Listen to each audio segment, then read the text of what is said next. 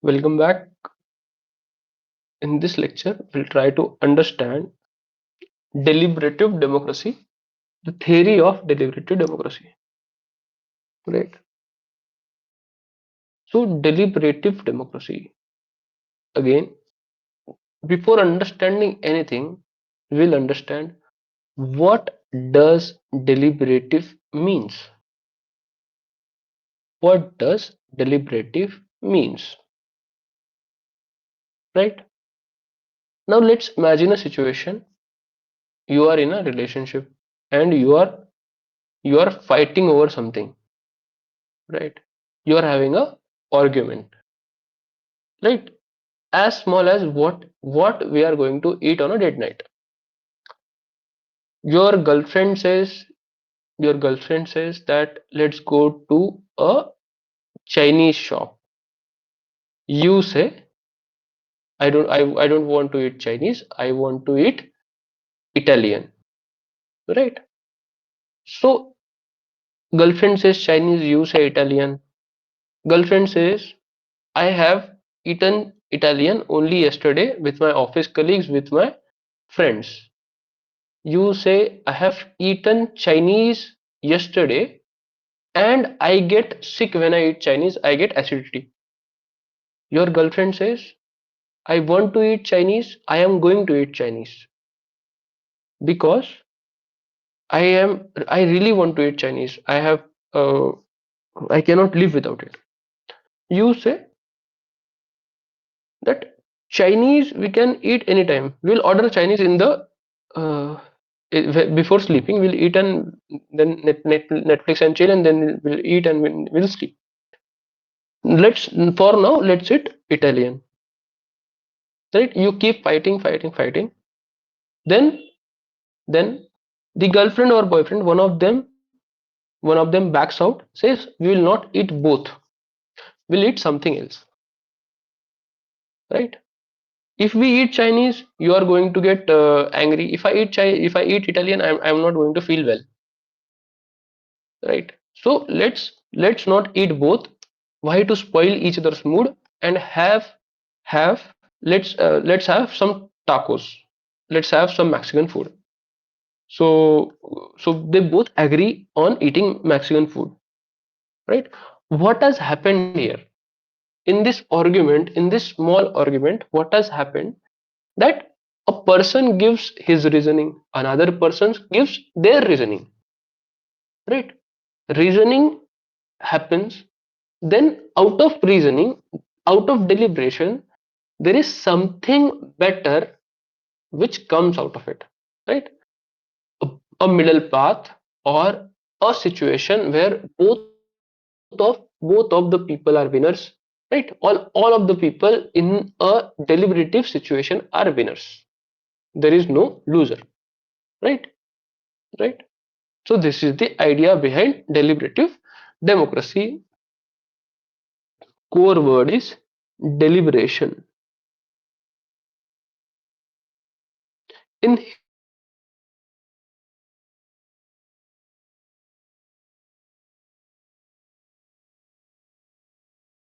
it means, right, deliberation means जानबूझ के, right, सोच समझ के, जानबूझ के और सोच समझ के. Or deliberation can also mean वाद विवाद, right? Deliberation, right? These are democracy is inherently deliberative. Then what is the need to write deliberative democracy, right? If it is inherently deliberative, if it is assumed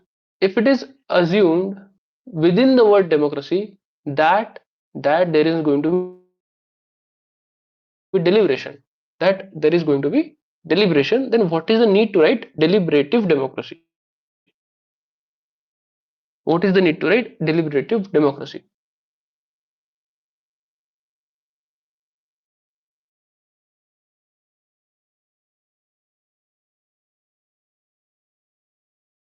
If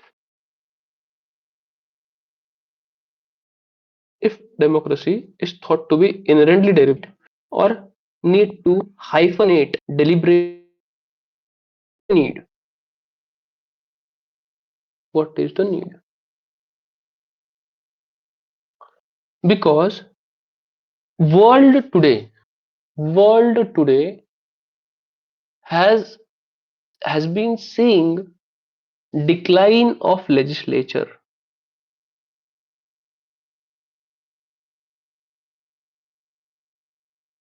right? In India, days for which parliament sits has declined from almost 140 to today around 60. In some states, parliament sit for 30 to 40 days. States like Bihar, parliament only sits for 30 to 40 days. Right? Even if parliament sits, you have seen there are two three motion like guillotine motion, guillotine motion, right? Or kangaroo skipping motion, where legislature is effectively bypassed. There is no deliberation. Deliberation happens, but it might not happen on the level it was happening before, like 20, 30, 40 years before. Why this is happening? Why there is decline of legislature? Because because complexity of issues that has arisen, complexity of fast fast they are becoming, as I was saying, complex, and they are becoming uh, hard to handle, right? Because of the fastness, complexity of issues, we need fast and definite action, for which executive and judiciary comes into picture. For fast and definite action, judiciary and executive comes into picture, right? So why there is decline of legislature? Because there is increase in complexity of issues, there is increase in need of uh, need of speed in decision making, which cannot be done with legislature. Takes a lot of time for deliberation, right? We need quick and easy solutions. Then there is rise of majoritarianism, right? World today, democracy today is working on principle of majority, right? Is working on principle of majority. What majority says is right, right? Majority can say that you cannot have friends of different religions. Majority can say that you cannot be gay. Majority case can say all of uh, the different things. There can be norms, there can be reasoning which can be given by society to you, so as to how to live your life, right? number Numbers decide your decisions, not reasoning, right? It is numbers which decides your decision, not reasoning.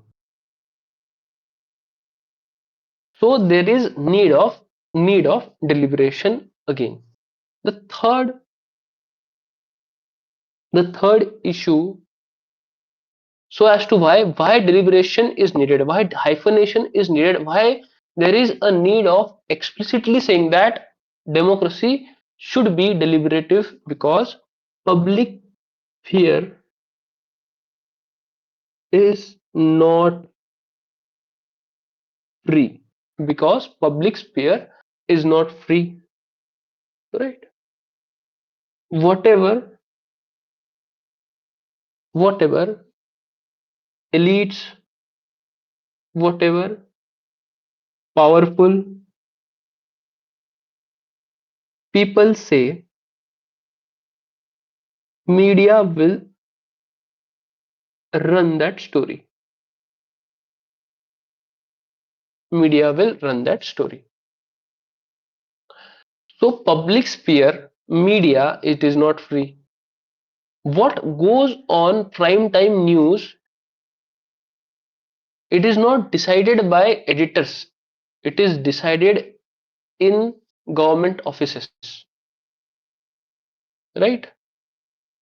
What Fox News will what Fox News will say, what Tucker Carlson will say on Fox News is decided by Oval Office of President of USA, not the editor of Fox, right?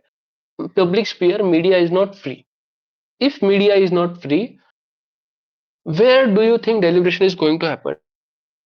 And the deliberation which happens on media, it is biased, right? Reasoning is not taken into account. So public sphere is not free. Public sphere media, it has become echo chamber of elites,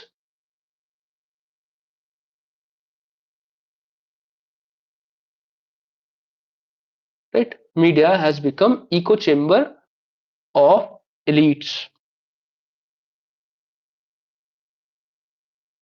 right? And the fourth reason, so as to why it is needed to explain deliberative democracy, it is needed to explicitly say that democracy is deliberative, because mere participation, mere participation cannot ensure deliberation,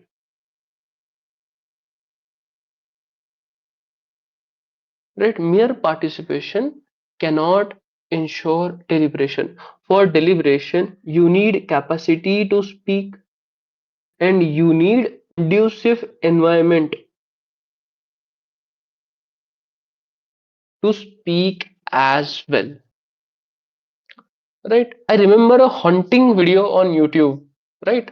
Check check video on YouTube whereby Saddam Hussein comes out with a cigar,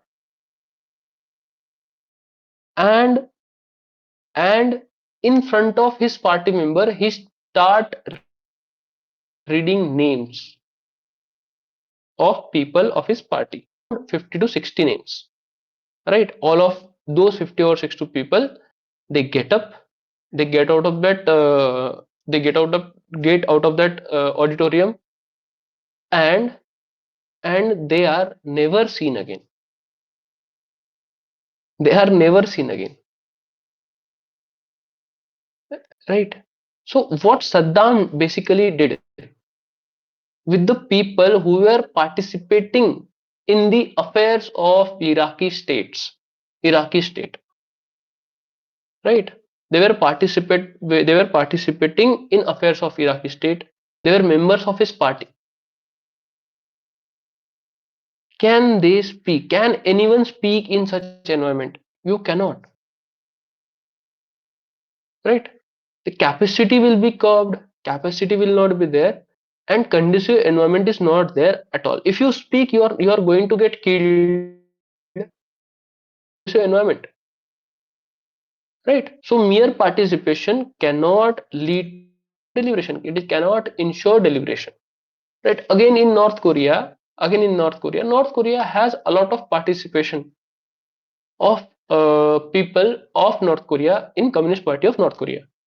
But does it mean that that participation will lead to capacity of those people, or do they have conducive environment for deliberation? No. So participation and participatory democracy cannot ensure deliberation. You need capacity and conducive environment,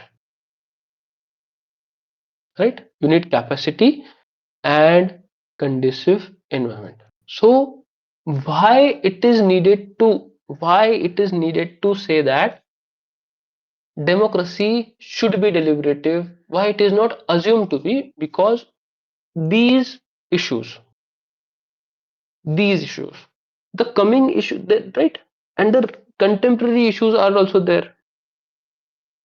right? Contemporary issues like climate crisis, contemporary issues like radicalization, right? Contemporary issues of continued social protests and failing of multiple states, failing states, right? A lot of right, transnational terrorism is there, gender issues are there, caste issues are there, ethnic issues are there, right? A lot of issues hound the world today. So when all these issues are there, when there is decline of legislature, when there is rise of majoritarianism, when we say that public sphere is not free, when we say that mere participation do not ensure deliberation, and there are contemporary issues as well, the solution is seen in deliberative democracy. Deliberative democracy. Solution in deliberative democracy. Solution in participation of people, right? Solution in participation in free and fair dialogue. Do those Iraqi people, Iraqi party representatives, did they have free and fair dialogue? No, right? We need qualitative participation. We need quantitative and qualitative participation. For that, what do we need? For participation, we need people. For qualitative participation, we need freedom of speech and expression. We need freedom of press.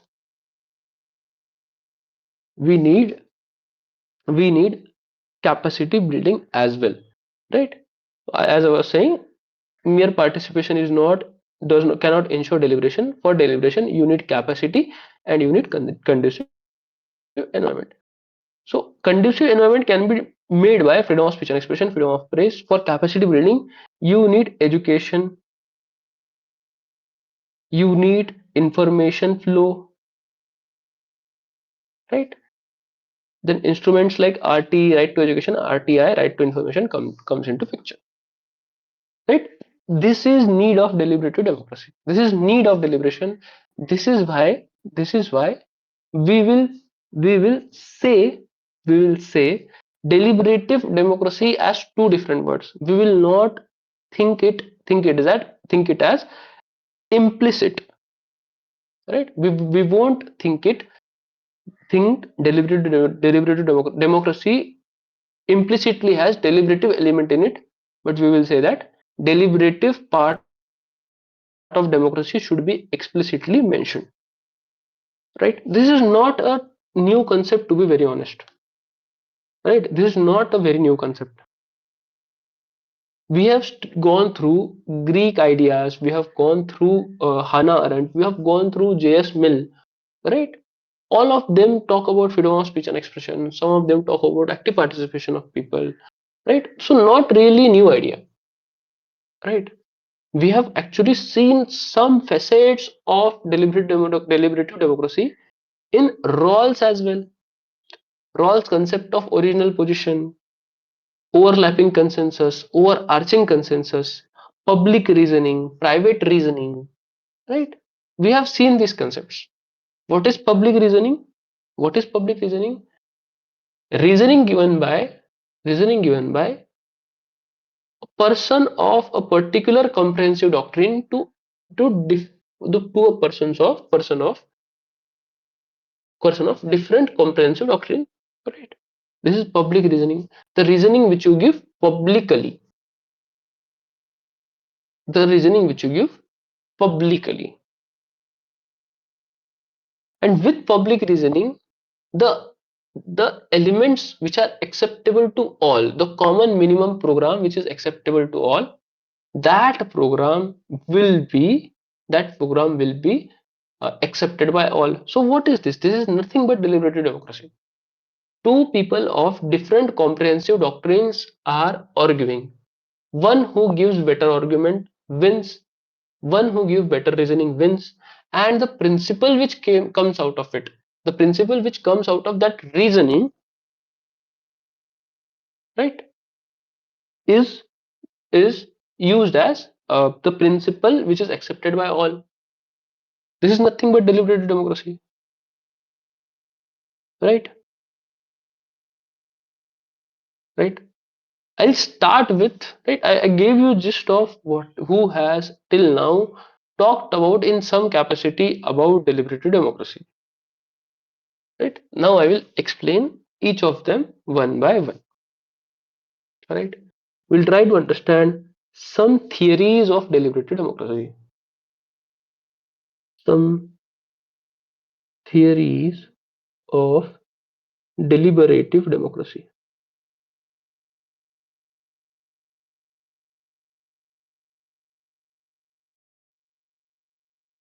Some theories of deliberative democracy. The term deliberative democracy was originally given by Joseph Bessett. Joseph Bessett. Joseph Bessett, in his book Deliberative Democracy, the Majoritarian Principle in Representative Government. This is 1980s book, right? So, deliberative democracy,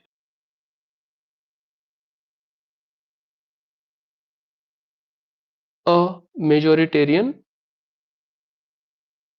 principle in representative government. This is 1980s book. Why I have mentioned this is 1980s book?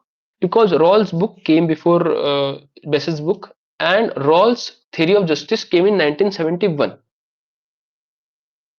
Came in 1971. So there was elements of deliberation and deliberative democracy across political scholars. We just have to mention them right now.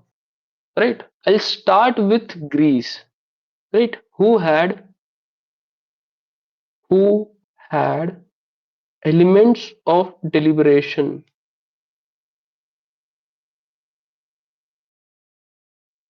in their theories.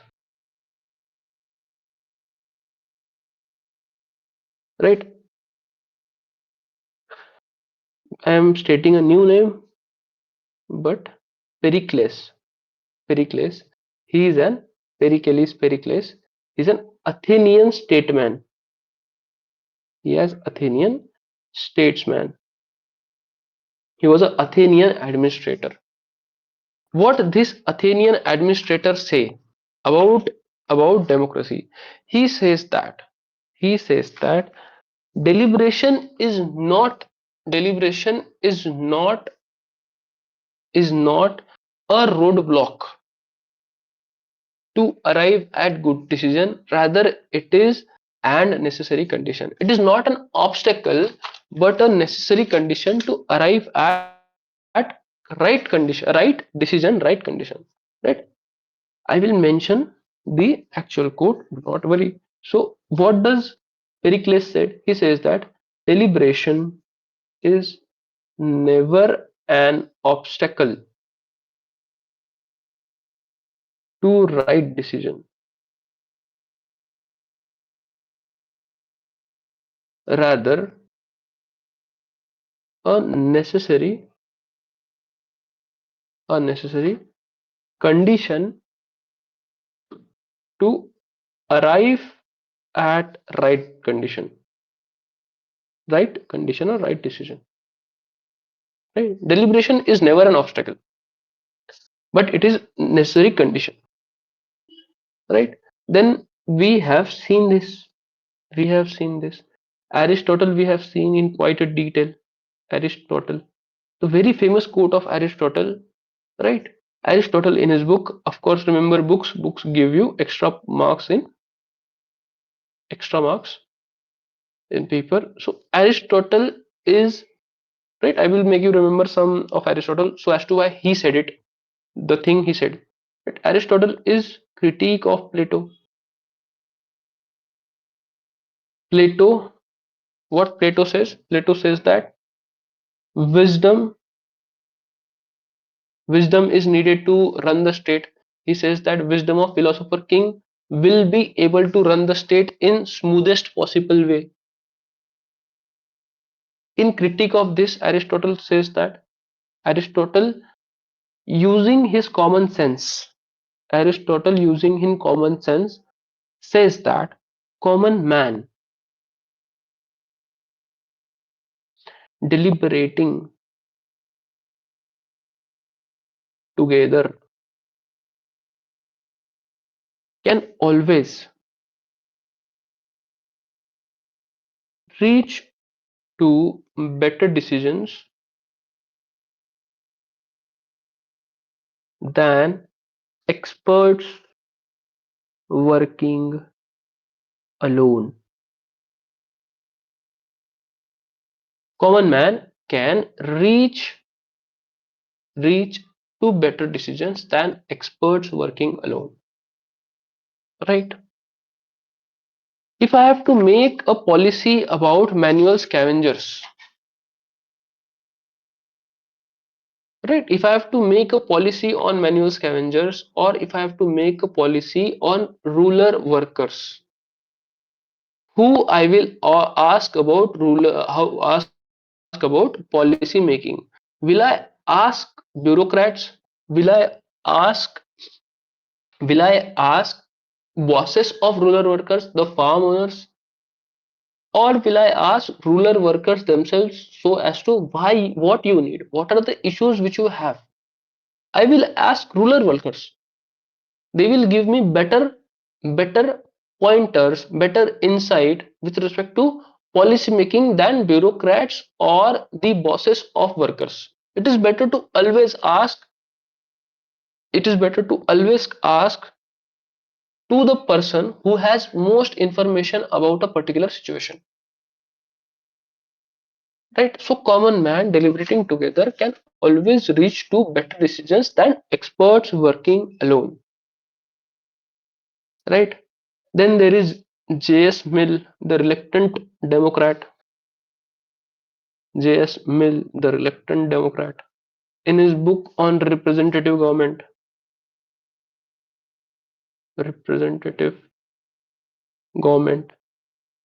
what J.S. Mill says, what J.S. Mill says, J.S. Mill says that, J.S. Mill says, and J.S. Mill observes, what what is the most important thing for democracy to exist? For J.S. Mill, it is freedom of speech and expression. J.S. Mill says that we cannot accept, as we cannot accept democracy of one over all, we also cannot accept, not democracy, we cannot accept domination of one over all. In the same way, we cannot accept domination of all over one. Right? Even if one has difference of opinion, that one particular person should be allowed to have that opinion. We should tolerate the person's right to have different opinion. Why he says so? Because according to him, the higher truths emerge when people are allowed to disagree. Right?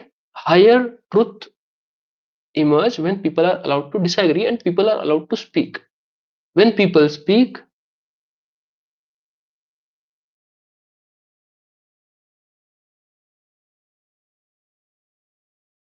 J.S. Mill says, and I quote. This is a very big quote. I will just I'll just say it. I hope you remember. So he says, and I quote: if all but one has a different opinion, that person should be allowed to speak. The way we will not accept tyranny of one over all.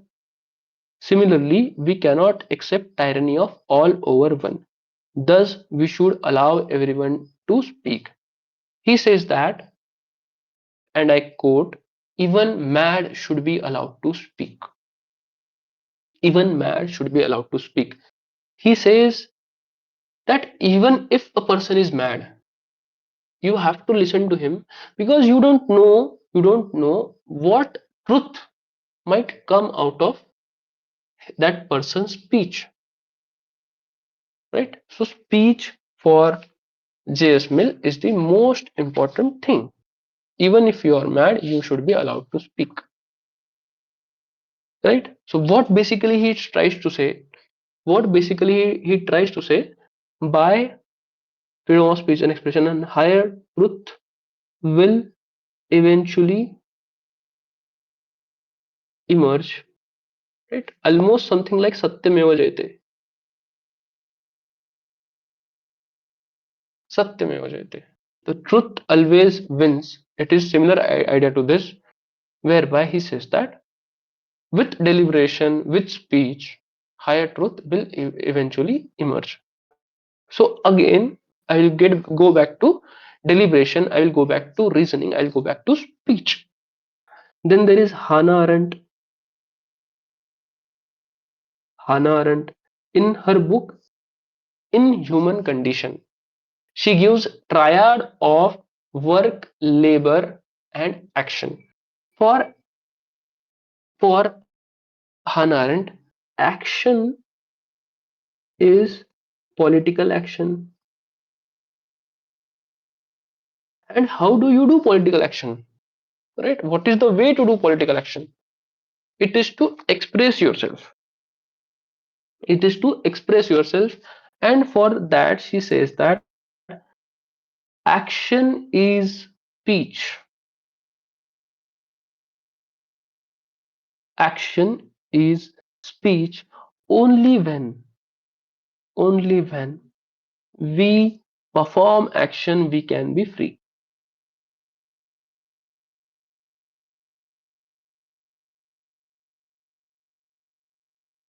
Speech, and only when we perform action, we can be free. Right? This is the idea.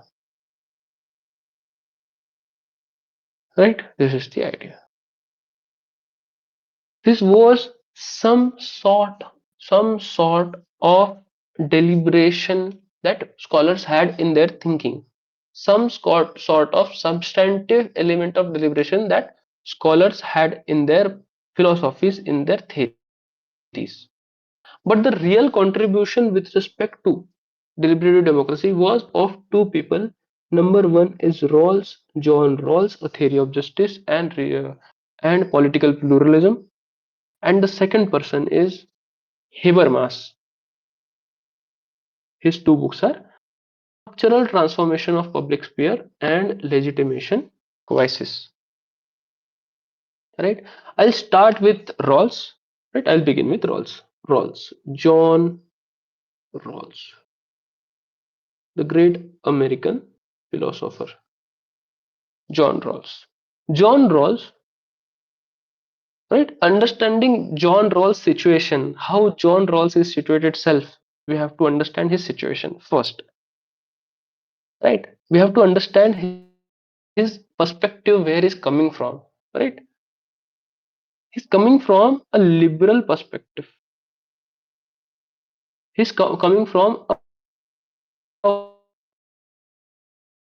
Western democratic individualistic point of view,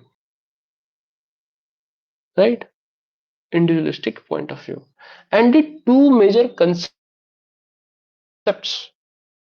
which are closely related to deliberative democracy are original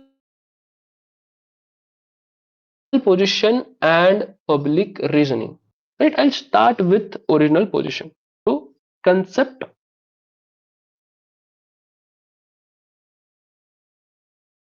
of original position. What is original position? What is original position? It is a situation like state of nature. In state of nature, head of families will come together to do what? Right? How his contract gets formed? Right? How his contract gets formed? If you remember the original position as explained by Rawls, how does his contract gets formed?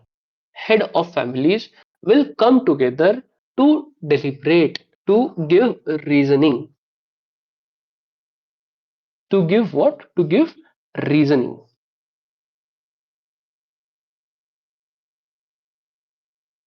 This concept was given by Rawls in his book A Theory of Justice, right? And the concept says, and I quote, rational, right? Keep your mind concentrated to every word that I say. Rational negotiators without socio-economic abstractions will come together to deliberate, and out of this deliberation,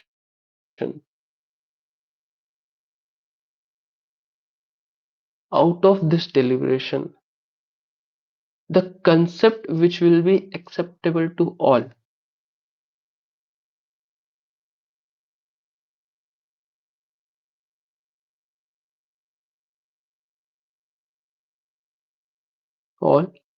is is legitimate concept,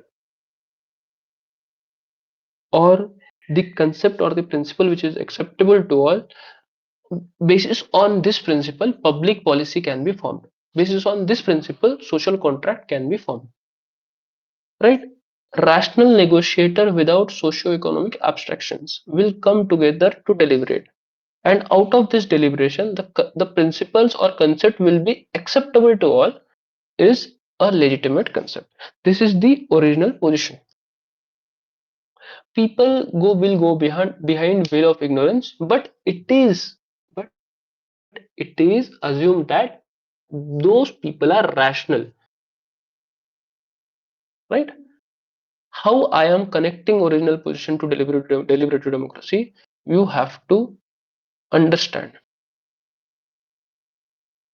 original position. What happens in original position? Reasoning. How that reasoning is happening? Through deliberation. And what is the outcome? It is it is the principle which is acceptable to all. This is which is acceptable to all. This is textbook definition of deliberative democracy. This is textbook deliberative democracy. People reasoning to get to a principle which is acceptable to all. Right? This is how we connect. The second principle which can be used as example of deliberative democracy is public reasoning. The concept of public reasoning,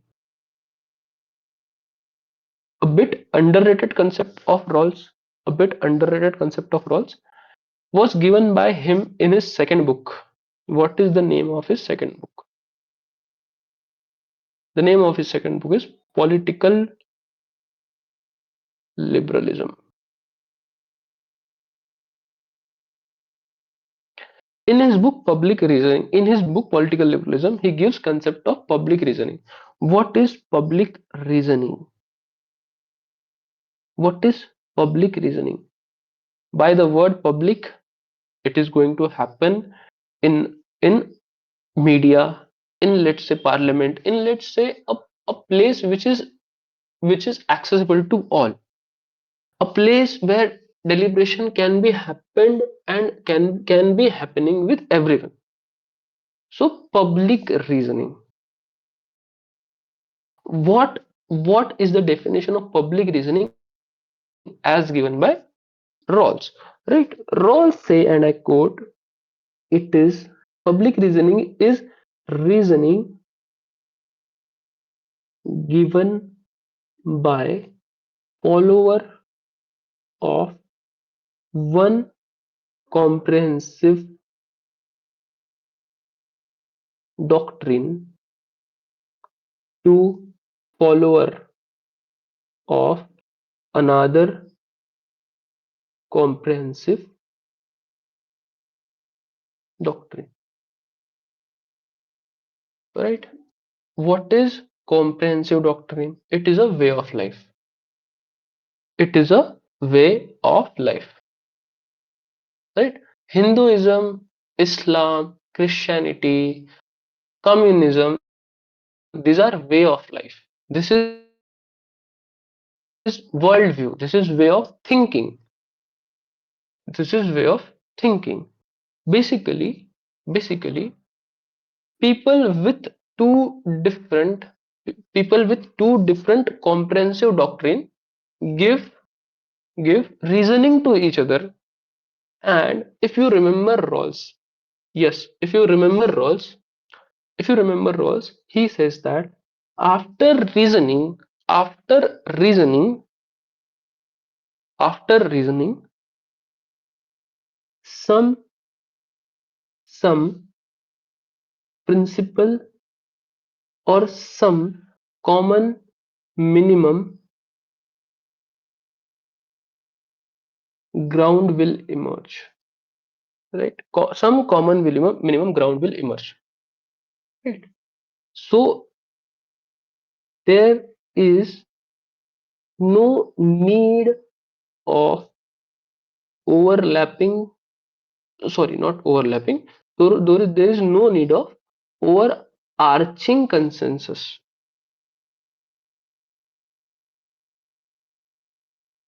but there is need of overlapping consensus, and people will live with burdens of judgment. People will live with burdens of judgment. I will explain this with an example. Let's say this is a Christian white person in America. This is happening in America, right? And this is a Hindu brown person. Then there is, let's say, communist communist from Sri Lanka, or communist from Vietnam, right? Christian white person will say that I want to follow, in personal life, I want to follow Christianity, right? Some are my beliefs. I will eat everything I want. I will be and I will live in any way that I want to live. Hindu brown person will say, I am Hindu in personal sphere. I won't eat junk food. I will live in a certain kind of way. I will live. I will wear a certain clothes and all those things. Then communist Vietnamese person will say that I am an atheist.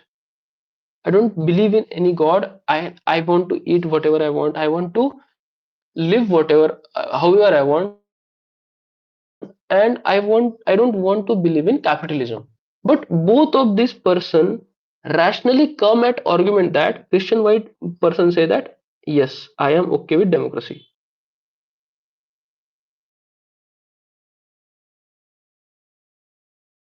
I am also okay with democracy. And communist Vietnamese person will say that yes, I am.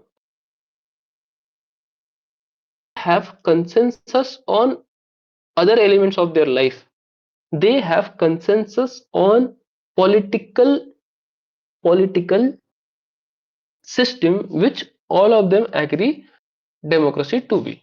So this is how deliberation is happening in public reasoning, that people with different comprehensive doctrine are giving reasoning to each other with respect to their public life, with respect to their private life, that I want to live a particular life with my particular comprehensive doctrine.